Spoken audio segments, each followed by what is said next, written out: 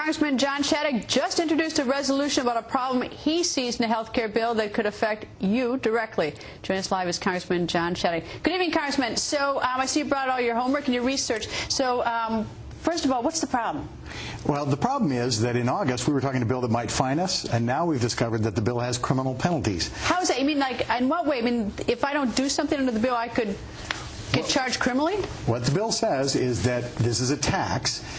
If you don't buy health insurance and you don't buy government-approved health insurance, then they will impose a tax on you, and they told you how much the tax was. But unfortunately, the code says that if you don't pay the tax, that's a misdemeanor, and we can fine you more, in this case an additional $25,000, and on top of that, we can put you in jail for up to a year. So the bill that we were all upset about in August, because we thought it had some fines in it, if people didn't buy the government-approved health insurance, we now discover has an additional $25,000 in fines and jail time.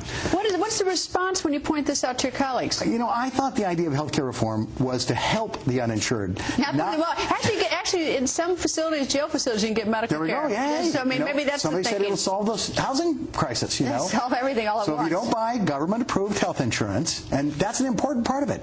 If you, for example, have an HSA and the government doesn't approve it, and you don't go buy another plan, you get fined or maybe go to jail. If you want to go to a naturopath or a homeopath, no, that's not approved by the government. I'm not suggesting that anyone should get into trouble with the law, but can you imagine anything so bizarre as to put, like, let's say you can't afford insurance for whatever reason, that, I mean, can you imagine the sheriff going out and running you and throwing you in jail? I mean, it is theoretically possible under what you tell me.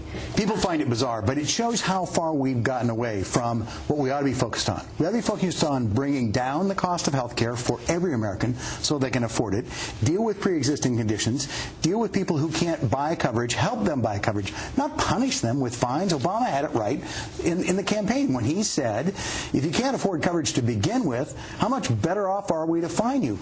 But the big insurance companies... Or send you to jail. Yeah, or send you to jail. The big insurance companies are mad that these fines in the bill are being reduced. But you know what else is in the bill, Greta? This is amazing, and I brought this up in committee. The bill not only says you and I have to buy health insurance, but if it's an ERISA plan, which means if it's an employer-provided plan, the health insurance company gets immunity if, when they decline care, when they don't give you care, you are injured or killed, they are immune from damages. So the Democrats are giving a pass to the insurance companies. I raised that with pass. Do you ever say, like, to Speaker Pelosi, hey, what's up with this? You're going to send poor people to jail because they can't buy the health insurance because they're going to get this penalty and then they're going to end up in jail? And why are you giving insurance companies a pass on something like this? I tried to raise it in committee. I asked Henry Maxman. It's on page 49 of the bill. It says that the current law that says if an insurance company injures or kills you, read a case involving Florence Corcoran where an insurance company killed her baby because they wouldn't give her the care that her treating physician said she needed. They interfered with the doctor. Interfered with the doctor, overruled her treating physician. She filed suit. The court came back and said, no, Congress says you have absolute immunity. That immunity is extended in this bill. I raised it with Henry Waxman. I offered an amendment to repeal that so that you could recover if they intentionally kill your child. And Mr. Waxman said, it's out of order. And I said, Mr. Waxman, who put it in the bill? Mrs. Pelosi says she's not in bed with the insurance companies. Mr. Obama is welcoming their support for this bill. So who put it in the bill? And he turned bright red because he didn't want to talk about who wrote this bill. He didn't want to talk about the fact that the big insurance companies like the bill and like the fact that they've got immunity to continue hurting people. We literally have 10 seconds left. Do you have any Democrat on your side on this? I think that they have pulled out every single stop. There will be Democrats who will vote against the bill. I had a couple, about this particular jail provision? I had a congressman on the other side, a Democrat, come over to me after I raised it and said, wow, I want to work with you on this. That's it. He never came back. Congressman, thank you, sir. My pleasure.